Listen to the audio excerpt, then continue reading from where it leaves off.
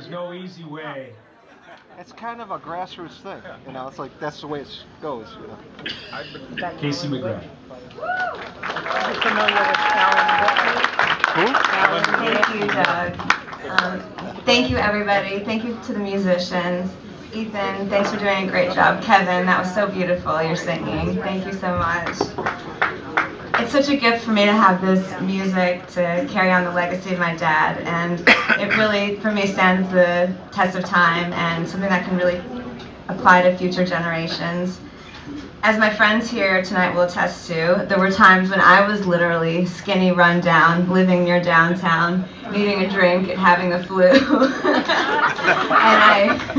I knew at least that I wasn't alone. These songs are the soundtrack of my youth, and they remind me so much of my earliest memories when I was living in LA in the 1980s. My brother describes these as the days when my mom had to go to work, he had to go to school, and my dad and I would hang out and eat at restaurants all day. There was one day when my dad and I were at a local 7-Eleven, and a guy came up behind us, and he slammed a six-pack down on the counter and said, pointed to my dad and said, "You're paying for this." Now, if any of you guys know my dad really perked up and said, "Oh, really? I'm paying for this?" The two men exchanged words for a few times, then he knelt down and said to me, "Casey, stay here." I was about 4 at the time. "Casey, stay here, don't move, I'll be right back."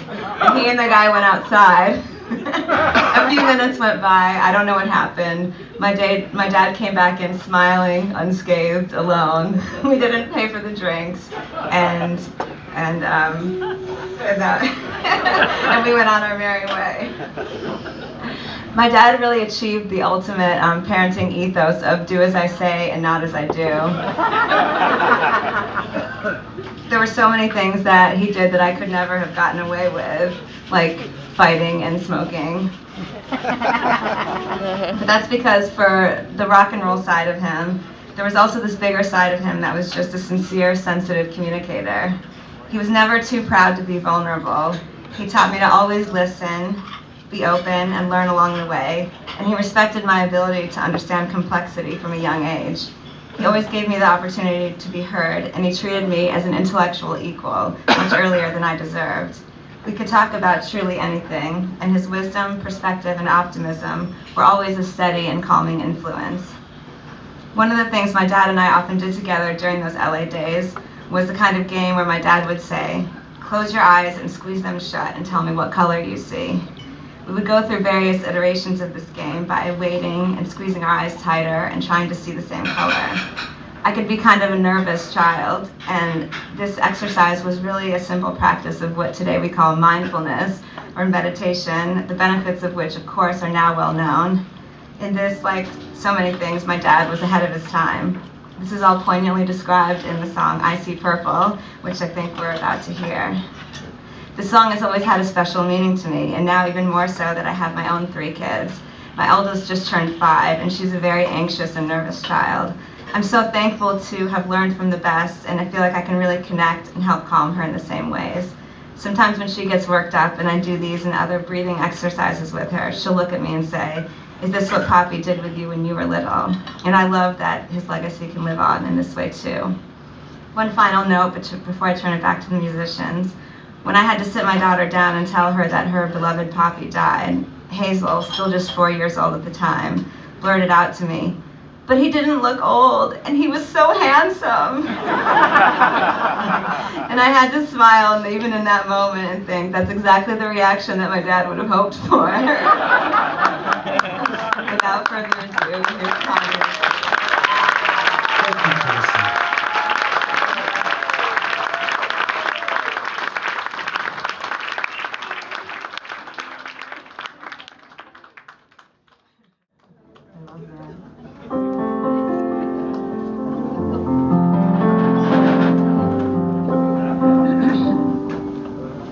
She was halfway through Kentucky.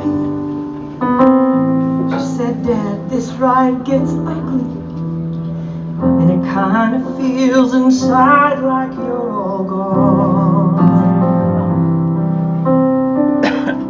She was on her mama's cell phone.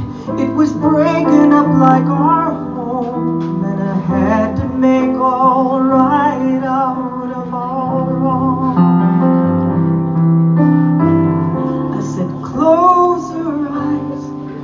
see? What do you see?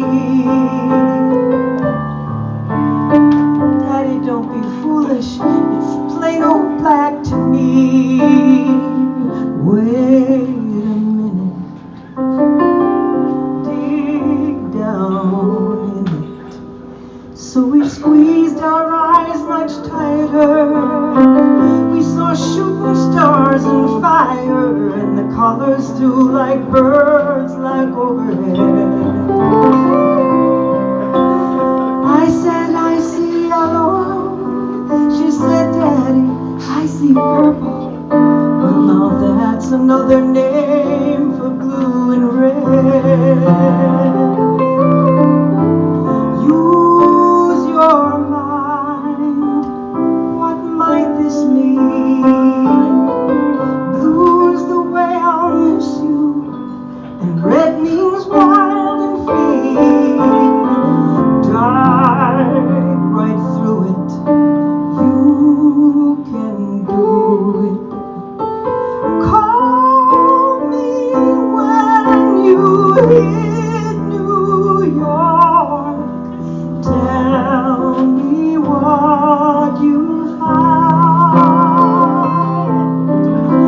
Growing up is building on the things we leave behind.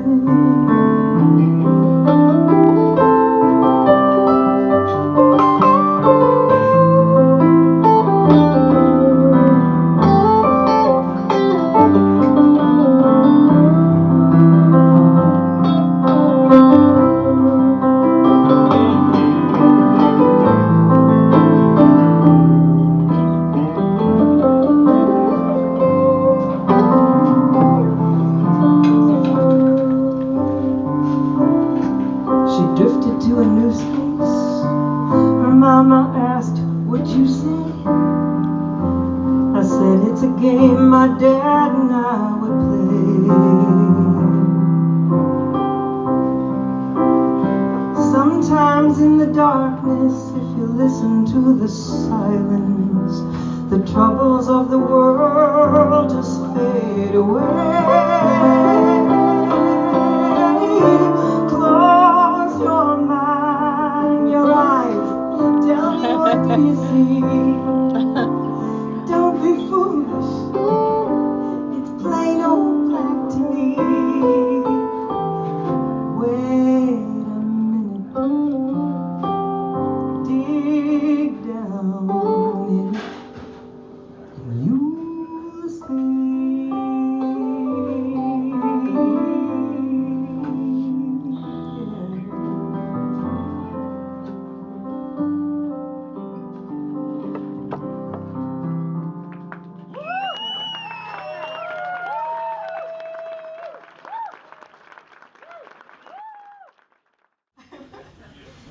Everybody, thank you all. This is such a treat. I got asked to do my two very favorite Bat McGrath songs. I didn't even have to beg or anything. So here's the other one. Okay, let's see.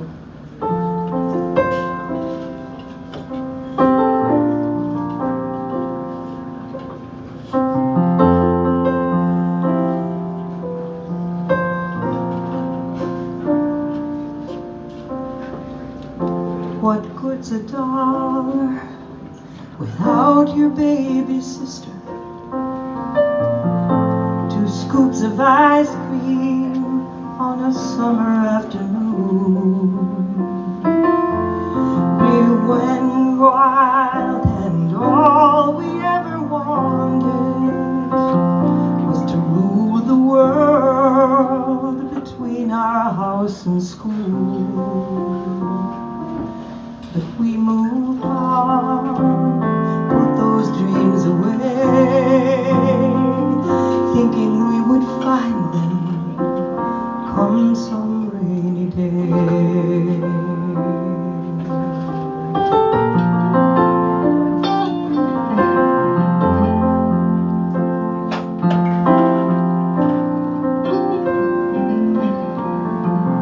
The first time I saw you, I knew I would love you. Halfway through sophomore year, I finally asked your name. And when you kissed me, you lost my heart completely. And all we wanted was just to stay that way. But we moved on, put those dreams away, hoping we would find them come some rainy day.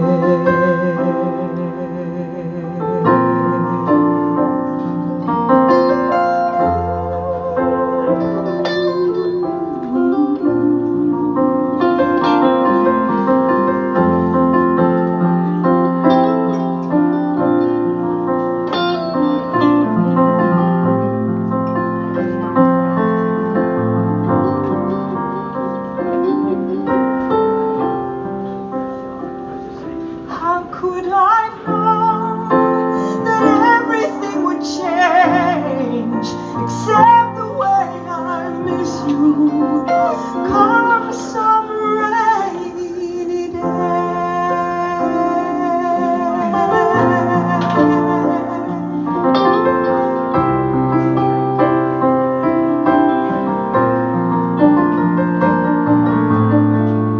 I sit and laugh with friends about what we'd all been through, but I still catch my breath when someone mentions you.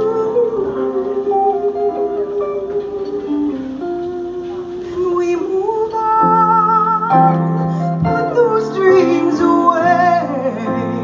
Baby, I still miss you. Come some rainy day.